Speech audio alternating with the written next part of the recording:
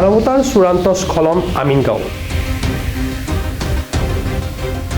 এজন শ্ৰমিকৰ মৃতদেহ পেলাই থোৱা হৈছিল প্ৰায় 12 ঘণ্টা ধৰি। বিহাৰৰ সমষ্টিপুৰ জিলাৰ বাসিন্দা পাপ্পু মণ্ডল। আমিনগাঁৱৰ নৰ্থ ইষ্ট কেয়াৰিং কৰ্পোৰেশ্যনত সংঘটিত হৈছে এই ঘটনা। কালি প্ৰায় 14 ঘণ্টা কাম কৰোৱা হৈছিল শ্ৰমিকজনৰ হতুৱাত। অৱশেষত জিৰণি লোৱাৰ সময়তেই মূৰ্ছা গৈছিল শ্ৰমিকজন। ভৰ্তি কৰোৱা হৈছিল তোলাৰাম বাফানা অসামৰিক চিকিৎসালয়। শেষত 12 বজাত মৃত ঘোষণা কৰে চিকিৎসকে। কিন্তু লোকজনৰ মৃতদেহ মৰ্গত ৰখাৰ বিপৰীতে পেলাই থোৱা হৈছিল কোম্পানীটোৰ বাৰান্দাত। অৱশেষত সাংবাদিকৰ তৎপৰতাত আৰক্ষীয়ে শৱদেহ উদ্ধাৰ কৰি আৰম্ভ কৰিছে তদন্ত।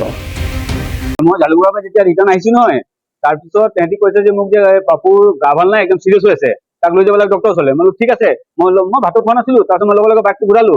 ই বিছনাৰ পৰা তাক উঠালে, উঠাই মেলি কাপোৰ চাপোৰ পিন্ধাই মাথাত টুপি চুপি দি এটা কম্বল দি দিলে।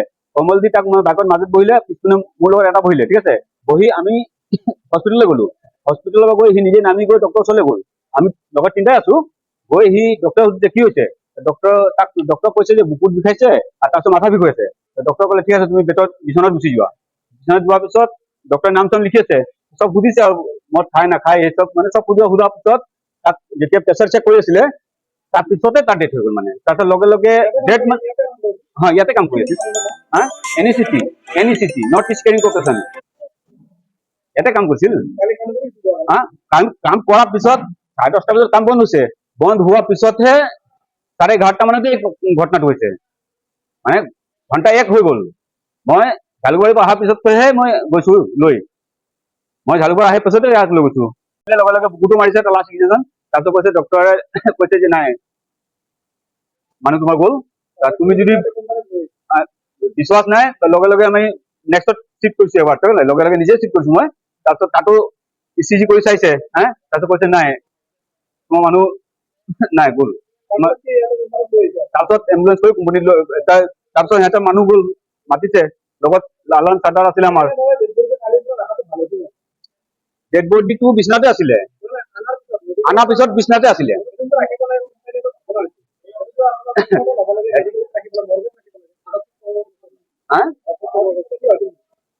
কি কৈছে? খবৰ দিয়া হৈছে, ৰাতিয়ে খবৰ দিয়া হৈছে। আৰক্ষীটো ঘৰত থাকে, আৰক্ষী চবকে ফোন কৰা হৈছে। এইটো নহয় যে ফোন কৰা নাই।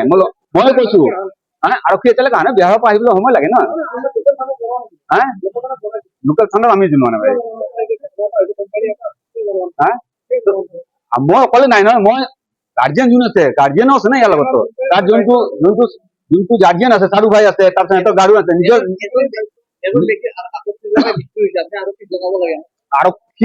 আৰক্ষীক মানে আমি জনোৱা নাই, গাৰ্জিয়ানো আছে তাৰ লগত। মেইন গাৰ্জিয়ান যোনটো আছে, মেইন গাৰ্জিয়ান আছে, সিও আছে। সেইটো নহয় যে গাৰ্জিয়ানো নাই। মেইন 12:30 11টা বাজিছে, গমছে নাই?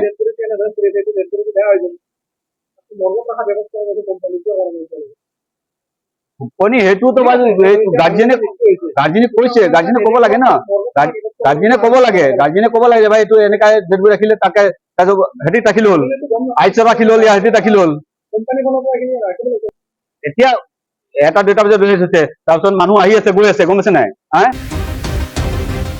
আমিনগাঁৱৰ পৰা খৰ্গেশ্বৰ নাথৰ ৰিপৰ্ট, প্ৰাতঃ টাইম ডিজিটেল।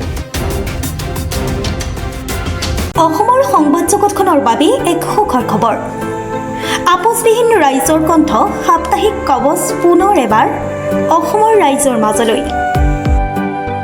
স্বত্বাধিকাৰী প্ৰণীতা কলিতাৰ দ্বাৰা প্ৰকাশিত আৰু আপোচবিহীন একাংশ নপুৰণি অভিজ্ঞতাপুষ্ট সাংবাদিকৰ দ্বাৰা প্ৰচাৰিত তথা eco printing press, Guwahati Katabari গড়চুকত মুদ্ৰিত সাপ্তাহিক কবচ এতিয়া অসমৰ বিভিন্ন প্ৰান্তত উপলব্ধ। আমাৰ ঠিকনা মুখ্য কাৰ্যালয় অসম ফৰেষ্ট স্কুল, হৰি মন্দিৰ পথ, গুৱাহাটী আৰু উপ কাৰ্যালয় Kalita market, Bijoynagar, Kamrup, Assam. Mobile number হৈছে 9435114666 70024728113।